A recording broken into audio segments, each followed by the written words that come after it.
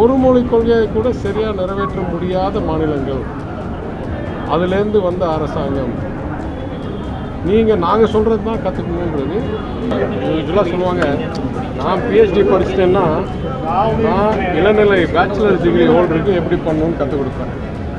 நானே கிண்டர் கார்டனில் உட்காந்துக்கிட்டு நான் உயர்கல்வி எப்படி படிக்கணும்னு அடுத்தவங்களுக்கு சொல்லிக் கொடுக்கறது கொஞ்சம் கிண்டலாக தான் பார்க்கணும். முதல் தேசிய அளவில் கல்வி எங்கே சிறந்த விளைவு கிடைக்குது, எத்தனை சதவீதம் படிக்கிறார்கள், எத்தனை நபர்கள் பட்டதாரிகள் ஆகிறார்கள் என்ற எந்த ஒரு அளவுகோல் எடுத்தாலும் பொதுவாக தென் மாநிலங்களும் குறிப்பாக தமிழ்நாடும் உயர்ந்த இடத்தில் இருக்கிற சூழ்நிலையில் டெல்லியில் ஒரு கல்விக் கொள்கையை உருவாக்கி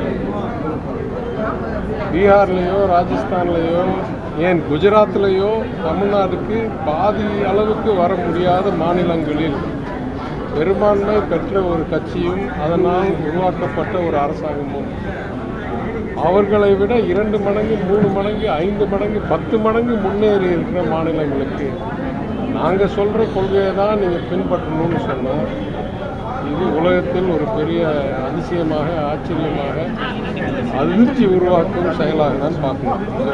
யூஸ்வலாக சொல்லுவாங்க, நான் பிஹெச்டி படிச்சிட்டேன்னா நான் இளநிலை பேச்சுலர் டிகிரி ஹோல்டருக்கு எப்படி பண்ணணும்னு கற்றுக் கொடுப்பேன்.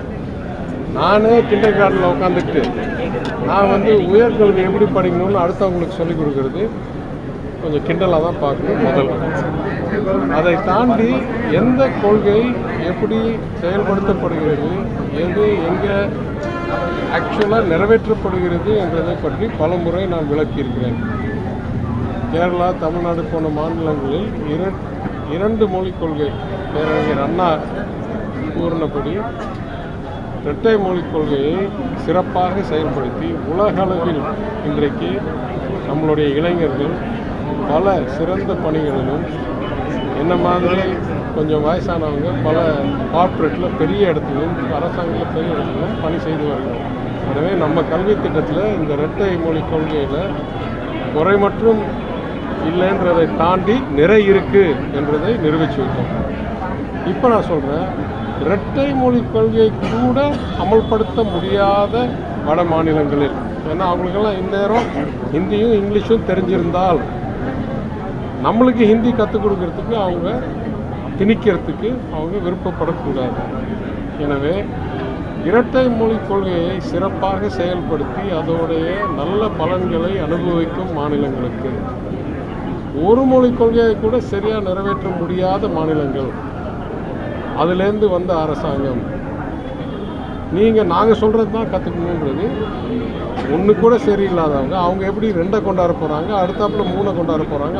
அவங்க வேலையை பார்க்கறதுக்கு பதிலாக ஒழுங்காக இருக்கவங்களை 2லேருந்து 3 ஆக்குன்னு சொல்கிறது 2வது குறிப்பிடத்தக்க ஒரு நிகழ்வு.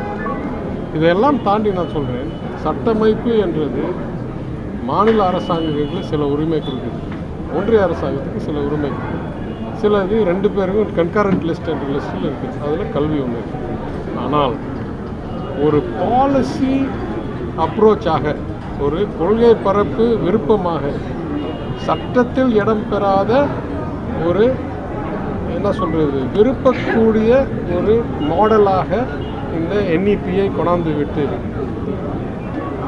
சட்டமைப்பில் இடம் பெறாத இந்த கட்டாயத்தை நீங்கள் அமல்படுத்தவில்லை என்றால் உங்களுக்கு ஜனநாயக முறைப்படி சட்டமைப்பு படி 15வது நிதிக்குழுப்படி எல்லா ஆதாரங்களும் படி நம்மளுக்கு வர வேண்டிய நிதியை கொடுக்க மாட்டேன் என்று சொன்னால் இது கொடூரமான சர்வாதிகாரி செய்கிற வேலை. எனவே என்னை பொறுத்த வரைக்கும் இது அமைச்சர் வெளிப்படையாக சொன்னது நல்ல நிகழ்வு என்று நான் கருதுகிறேன். அதாவது சட்டத்துக்கு தாண்டி உங்கள் விருப்பத்தை மக்கள் வரிப்பணத்தை வைத்து நீங்கள் அரசியல் செய்வீர்கள் என்றது நிரூபித்ததை அவர் வாயிலாக நிரூபித்தது நல்லது என்று கருதுகிறேன். முதலமைச்சர் இதை பற்றி விளக்கமாக கேட்டிருக்கிறார்.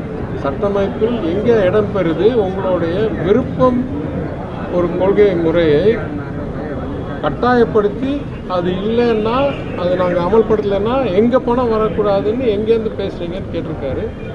இன்றைக்கு பொது வழியில் விவாதமோடு இருக்கிறது. நான் கருதுகிறேன் அடுத்து உச்சநீதிமன்றத்தில் போய் நிற்கப் போகிறது.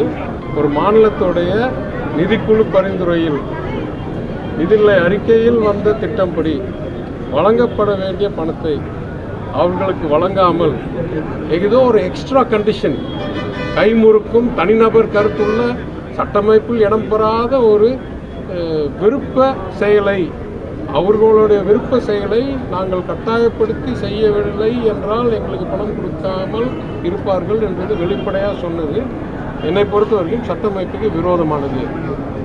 அப்போ இந்த ஜனநாயகம் உருவாக்கப்பட்ட சட்டமைப்பால் நடத்தப்படுற நாட்டில் உச்ச நீதிமன்றம் இல்லை ஏதோ ஒரு நீதிமன்றம் இன்னும் செயல்பாட்டில் இருக்குது, சட்டமைப்பு இன்னும் நிலைப்பாட்டில் இருக்குது என்றதை நிரூபிக்கும் வகையில் இத்தகைய ஒன்றிய அமைச்சருடைய செயல்களையும் வார்த்தைகளும் தண்டிக்கும் என்று நான் கருதுகிறேன், எதிர்பார்க்கிறேன், விரும்புகிறேன்.